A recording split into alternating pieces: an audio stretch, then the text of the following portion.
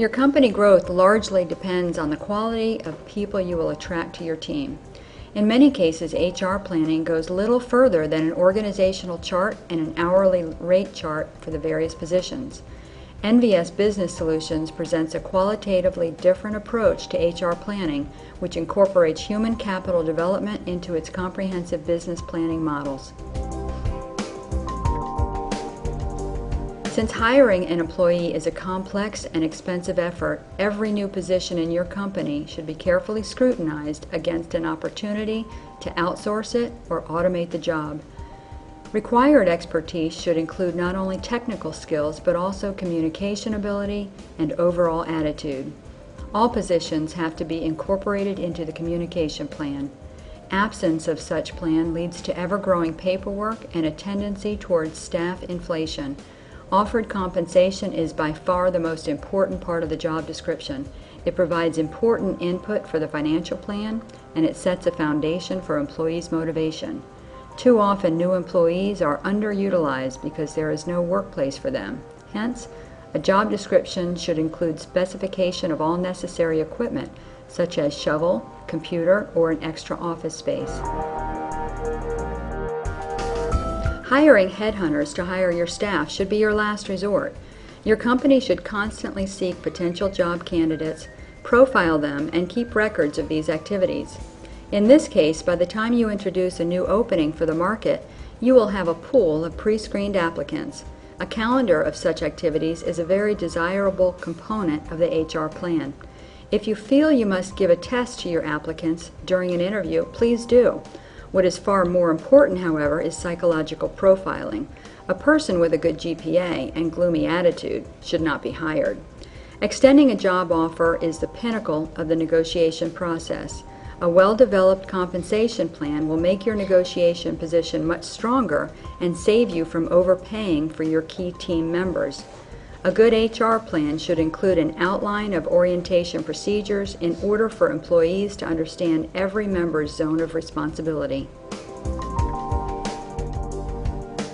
Performance evaluation requires a carefully planned set of variables which should be measured.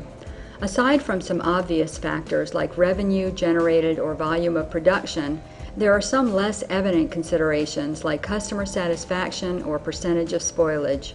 The HR plan should explicitly outline such variables for every position or set of positions. In order to maintain the high morale among employees, evaluations must reflect management objectivity and have clear, measurable benchmarks. Hence, the outcome of an evaluation should be predictable for employees. Last but not least, evaluations are a link to the motivational system, since constructive feedback enforces employee morale. Positive attitude is what makes the difference between a business and the business.